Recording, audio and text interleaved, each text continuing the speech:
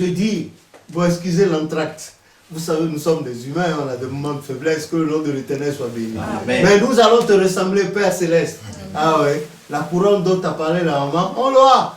Ah ouais, si elle est cachée quelque part, on l'aura. Parce que nous sommes sur le chemin de purifier nos cœurs par la grâce de Jésus-Christ. Donc, je disais tantôt que ce n'est pas facile quand on doit tenir compte de tout ce qui se passe. Je suis sûr que tu dois être d'accord avec nous.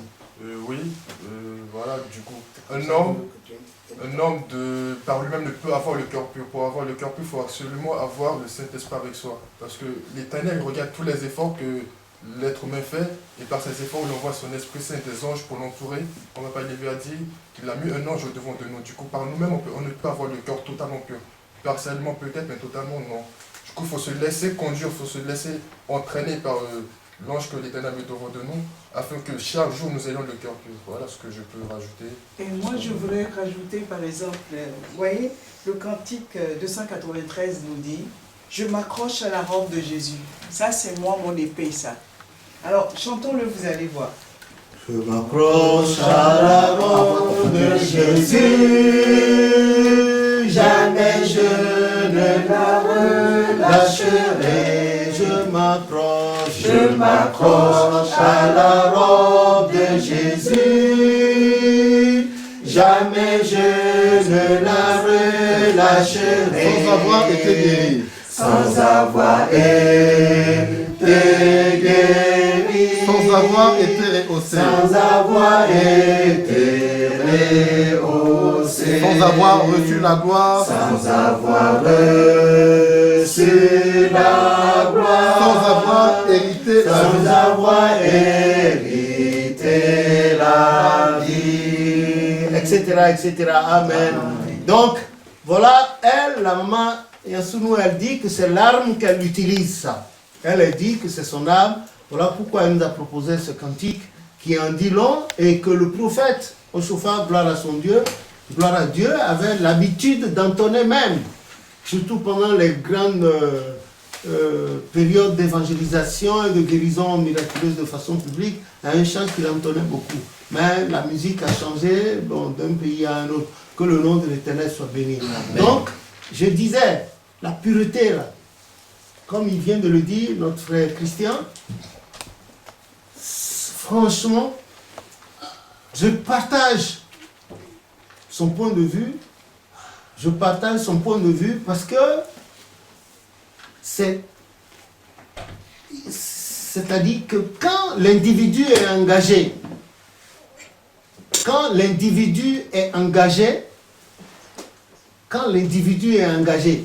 le Seigneur considère les efforts que l'individu fait,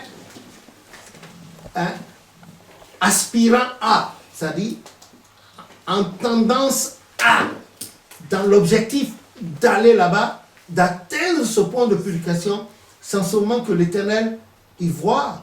L'anglais dit genuine willingness, la volonté de. C'est sincère avec soi, on veut être pur. Donc on commence par prier, lutter. Certains jeunes, pour ne plus considérer ces petits détails-là, les laisser passer. Ces détails-là viennent dans le cœur. Ou bien par des actes physiques. Quand vous voyez automatiquement, allez, vous avez recours au Christ.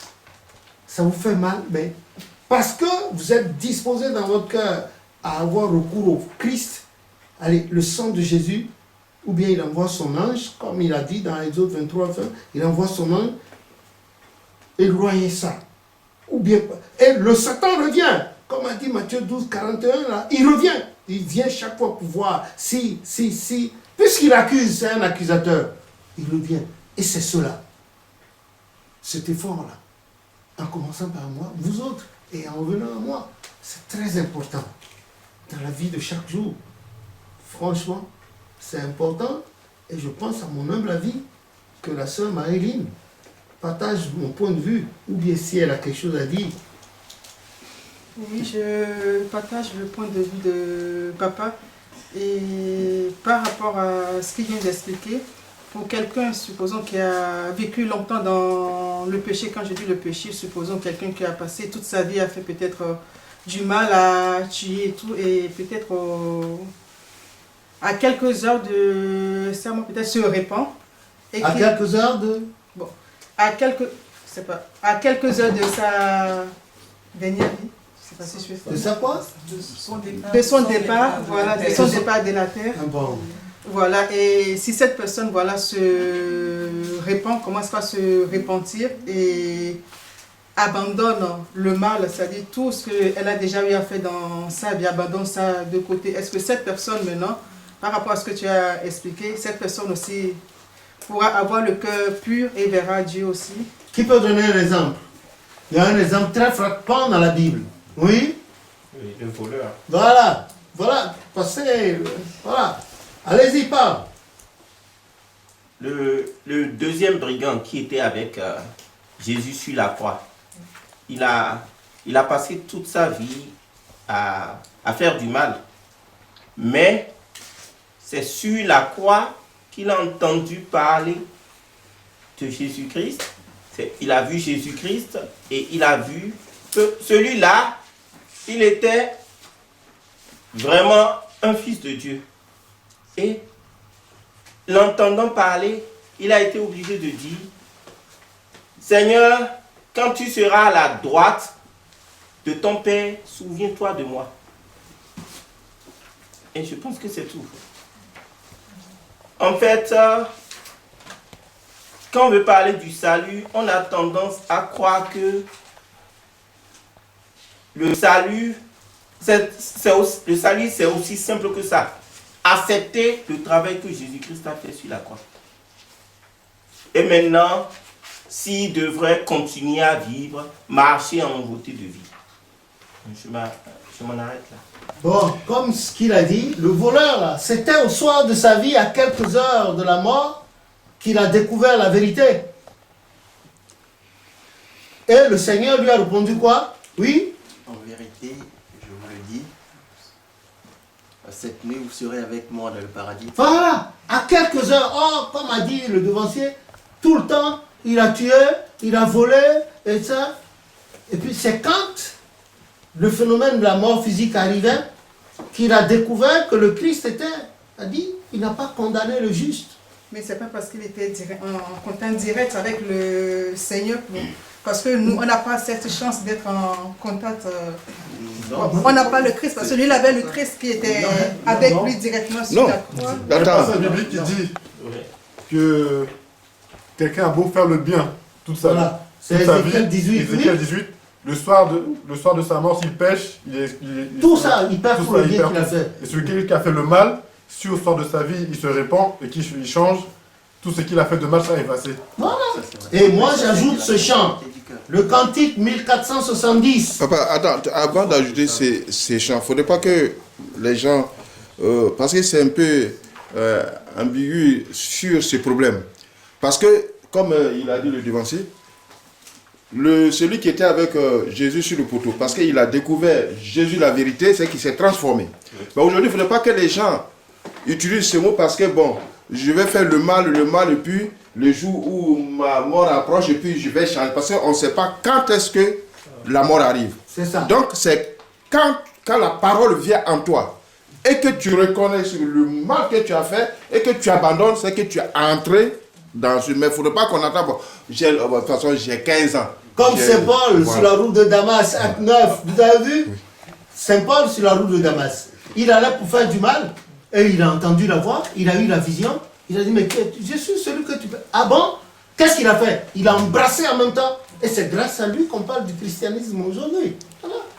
Il a oublié l'autre vie, là. Il a coupé avec automatiquement, et s'est mis à prêcher la vérité. Et c'est grâce à celui-là que nous avons plein d'explications des mystères du royaume de Dieu. Que le nom de l'Éternel soit béni. Amen. Comme ce chant l'explique bien, le numéro 1470. Cet enfant-là, voilà ce qu'il dit. Il dit, au soir de sa vie, le jour de sa mort, quand de Jésus sauveur il ouït l'histoire, le Fils égaré se mit donc à dire, jamais nul ne lui en avait parlé, Publie-la donc, publie-la donc, publie donc la bonne nouvelle du salut, jusqu'à ce que grands et petits ne disent. Jamais on ne en avait parlé. Amen, etc. Voilà, il n'en avait jamais entendu parler. Donc lui, il croyait que les gens, la vie qu'il vivait, c'était normal. Jusqu'au moment où il a dit, mais où donc était cette parole? Pourquoi depuis? Il s'est accroché automatiquement comme Saint Paul. Tu ne me diras pas le contraire devancier Kael, par exemple.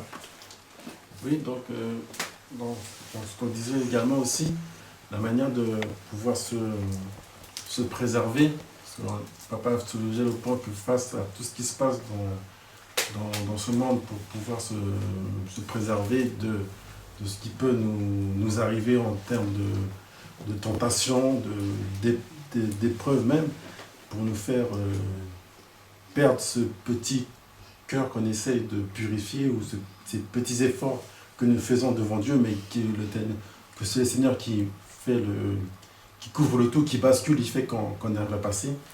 Cet effort-là, c'est simplement essayer de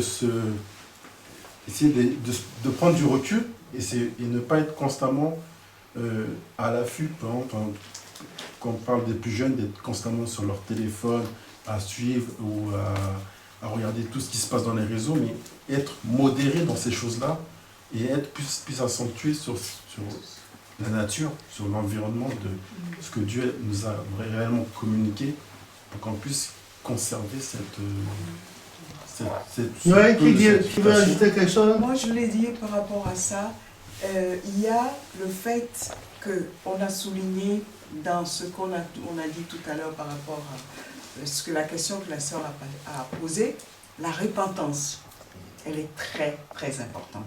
Et même par moments, moi personnellement, il y a des périodes, quand je travaille ce sujet-là, quand la parole tombe, tu as entendu, tu te repens, parce que tu ne savais pas. Maintenant, si tu as entendu, tu dis, oh, je vais le faire demain, après-demain. Bon, donc la repentance, c'est très, très important. Et dans l'église du christianisme céleste, c'est une de nos armes pour nous délivrer. Maintenant, par rapport à cette repentance, moi, il y a des passages bibliques qui m'amusent beaucoup. Comme je me souviens par exemple de Jonas. Le fait que l'Éternel pardonne à d'autres personnes, il n'est pas content. Parce que ces gens-là ont trop fait du mal. Ils ont fait du mal toute leur vie. Et maintenant, voilà que Dieu va leur pardonner. Non, voilà. Mais entre nous, il nous arrive aussi. Mais moi, j'ai fait ça jusqu'à... Mais lui, voilà, il vient de faire ça. Et puis, on lui a pardonné. Bon, mais ça aussi, vous voyez, ce sont des côtés un peu délicats. Ce sont nos faiblesses. De la vie. Les faiblesses de l'être humain. On dit, lui, il a fait ça tout le temps. Moi, une fois que j'ai fait, maintenant, je punis, alors que lui, il est dedans. Mais la repentance, j'ai entendu qu'on ne doit pas faire ça, je laisse tomber. Et c'est ça qui nous sauve.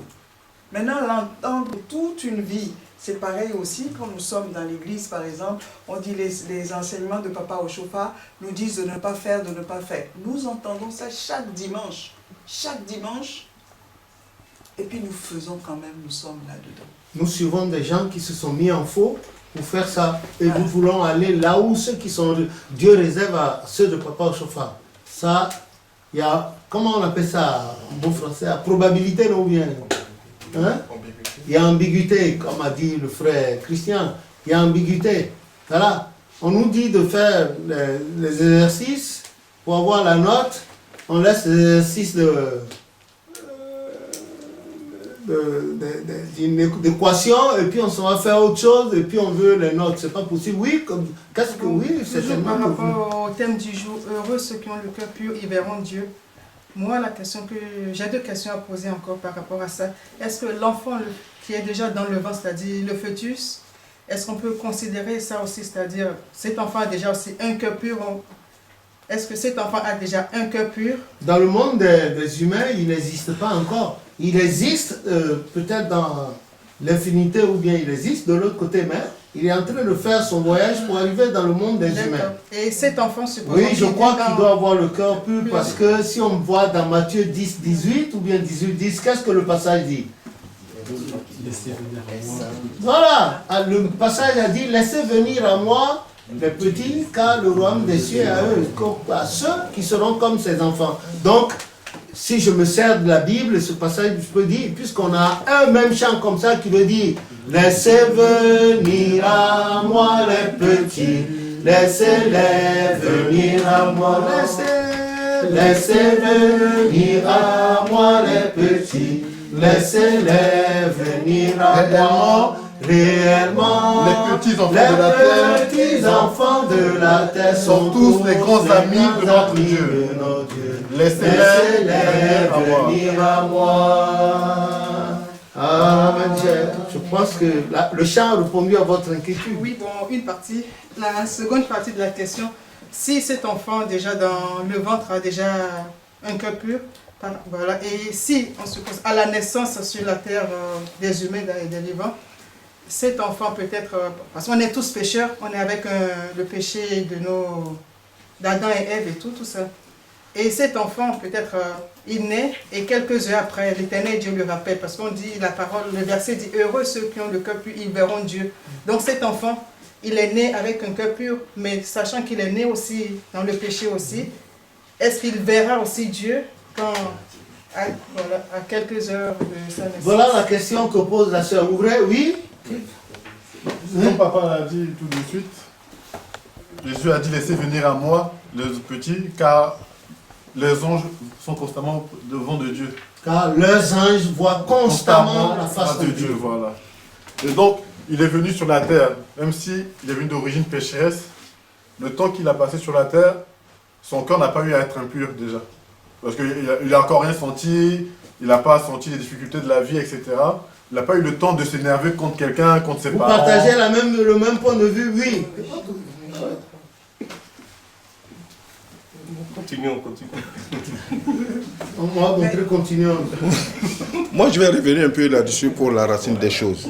Parce que quand on parle des enfants, il faut beaucoup faire attention. Parce qu'il y a une différence. Il y a des enfants qui viennent de Dieu. Et puis, il y a des enfants aussi qui viennent, puisque le Satan veut tricher. Il triche. Il fait à peu près ce que Dieu fait.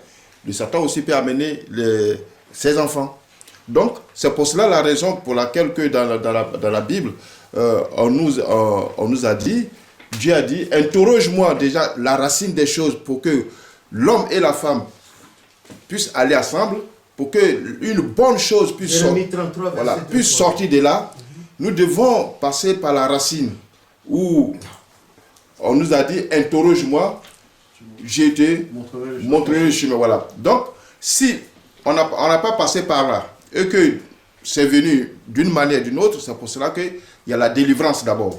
Quand une femme et un homme n'ont pas interrogé Dieu pour savoir si c'est là, si ça a été eux que déjà le péché a été commis, mais il y a une délivrance.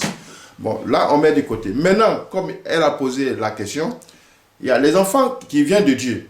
Et puis, il y a l'autre côté aussi, amène aussi. Je peux témoigner aussi, dans mon village, il y a une femme qui ne fait pas enfant. Il cherchait un enfant. Qu'est-ce qu'il allait faire? Il allait au bord de l'eau pour demander l'enfant. Oui, les génies donnent moi un enfant. Mais cet enfant, quand il va venir, moi je pense que ça, à mon propre avis, ce n'était pas un enfant qui vient de Dieu. C'est un enfant que le génie a donné. Et cet enfant ne doit pas avoir aussi le même cœur pur comme ce que Dieu a donné. Donc il faudrait qu'on mette une différence entre les deux choses. Parce que nous sommes dans un monde où il y a deux chemins. Il y a le chemin de Dieu et il y a le chemin de Satan. Ce n'est pas tous les enfants qui viennent qui sont des enfants de Dieu. Même dans la vie actuelle que nous vivons ici, on voit on voit les gens qui passent, mais ceux qui ont l'esprit de Dieu, que Dieu a ouvert leurs yeux, on voit que les gens, celui qui m'a dépassé, il marche sur la tête. Mais nous, si tu n'as pas les yeux, si Dieu ne t'a pas montré, tu vas croire que c'est un homme normal. Donc, il y a des choses qu'il faut mettre de côté. Si nous voulons parler des enfants qui sont venus de Dieu, par la grâce de Dieu, ils auront le cœur pur, comme la chanson a dit. Mais s'ils sont les enfants, parce que le Satan aussi veut mélanger, ceux-là ne seront pas des enfants, parce qu'on avait vu un témoignage d'une jeune fille. Elle disait quand il était dans le ventre de sa maman, elle partait opérer. Donc c'est un enfant aussi. Elle était dans le ventre de sa maman. Et elle témoignait de cela. Elle était dans le ventre de sa maman, mais elle sortait dans le ventre de sa maman pour aller tuer les gens dans le monde, et elle revenait dans le ventre de sa mère. Donc il y a deux choses que nous devons mettre en relief pour comprendre ce qui vient de Dieu, que Dieu amène les enfants. Ceux-là, ils ont le cœur pur, parce qu'ils n'ont rien dans leur, comme tu as posé la question. Mais ceux qui sont partis au bord de la mer pour demander l'enfant, pour demander ceci, moi je pense que ceux-là n'auront pas le cœur pur, parce que j'ai une jeune fille qui a témoigné au devant de moi. Ce n'est pas quelqu'un qui m'a dit. Elle m'a dit quand elle était dans le ventre de sa mère, elle sortait et elle partait opérer. Donc voilà la différence que je voulais mettre. Donc vous avez suivi, et voilà un exemple. Mais moi je voudrais ajouter. Ah oui, il y a une main qui se lève. Oui, moi je voulais qu'on lise ensemble un verset, un passage biblique. Psaume 51, verset 7.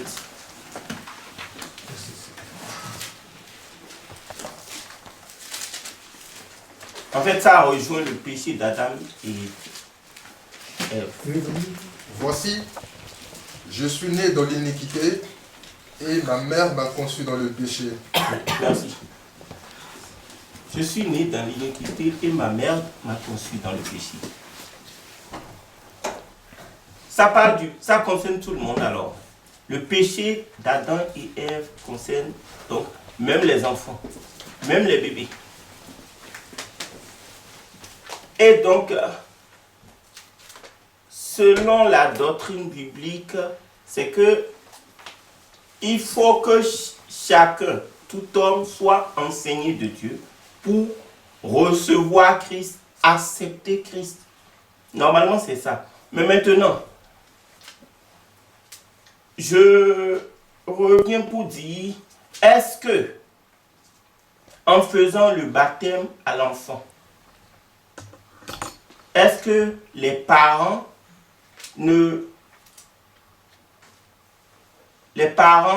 en lui faisant le baptême ne l'amènent pas, n'acceptent pas Christ à sa place en attendant?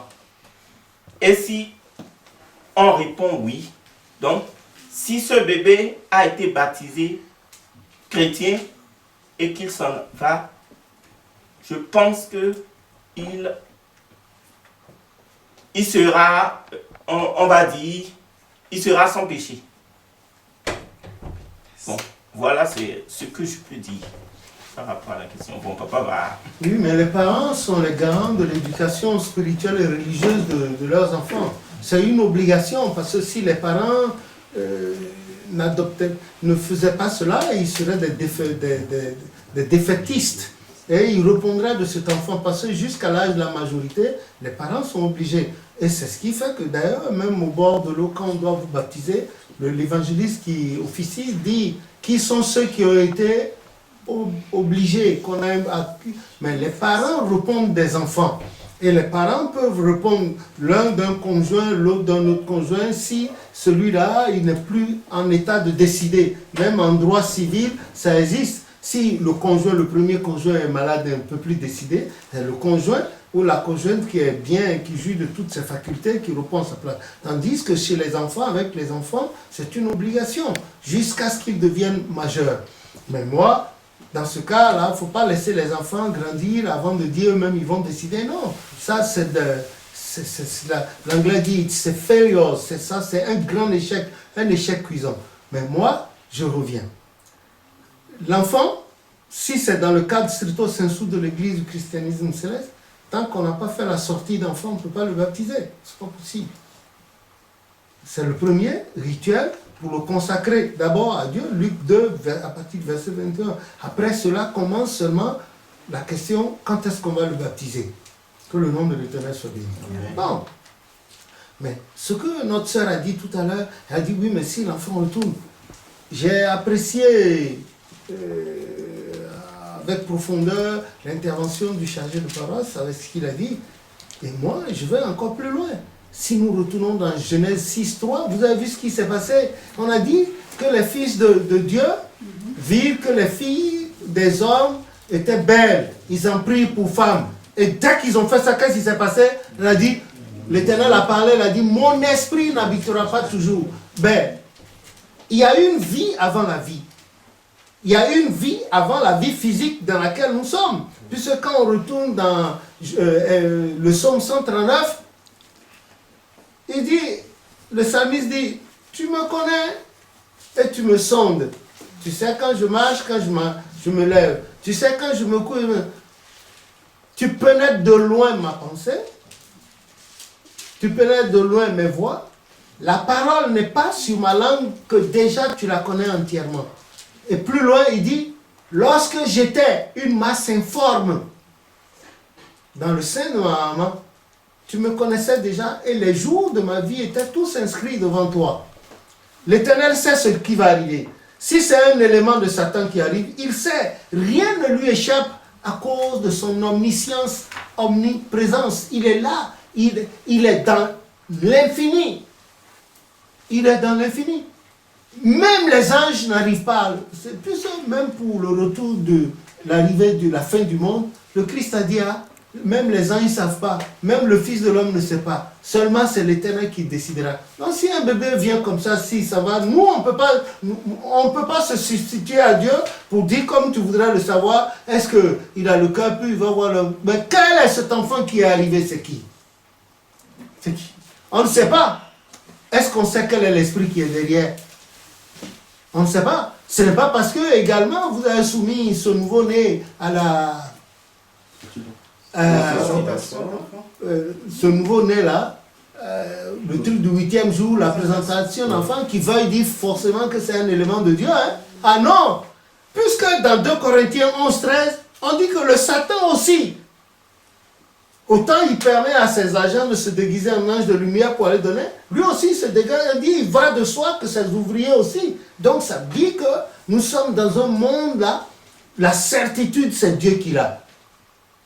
Les certitudes règnent à notre niveau, à chacun, et il n'y a que le Seigneur que nous implorons. Ce n'est pas parce que tu es parti prendre un enfant à un fétiche où tu as tué des choses là, qu'en venant l'amenant à l'église, que jamais, hein, jamais, il va retourner à ses origines. Par rapport à ça, papa, je m'interroge, je sais, parce que moi je suis actuellement dans un IME. Donc il y a... Explique ce que c'est. Bon, c'est institut médico-éducatif, voilà, qui accueille des enfants handicapés. Donc la plupart, soit ils ont la trisomie, ou la plupart, soit ce sont des enfants, c'est-à-dire nés de... soit le frère et la soeur ou des cousins et tout ça. Donc il y a cette maladie de sang. Donc d'une part, ça fait déjà un peu l'inceste aussi. Donc ces enfants-là, quand on les voit vraiment, bon, pour ma part, hein, on les voit vraiment un peu dans l'innocence. Ce ne sont pas des enfants, bon. Si je suis un peu ce que le chargé a, l'explication du chargé... Consanguinité. Oui, la consanguinité, voilà. L'explication du chargé est ton explication. Ça veut dire que ces enfants, nés, c'est-à-dire ces enfants, ne pourront pas voir Dieu parce qu'ils sont déjà habités d'un esprit. Et puisque, pour ma part... vous allez loin. Même ceux qui sont nés dans l'église. Même ceux qui sont nés dans l'église. Est-ce parce qu'ils sont nés, chrétiens célestes, 8e jour, baptême, tout ça là? Mais moi, si je retourne à ma vie, je suis né, hein, même sur prophétie, parmi de la première génération. Mais s'il vous plaît, c'est pas parce que le Seigneur a permis que je me tienne devant vous avec le truc poivré au menton, que si on me fouille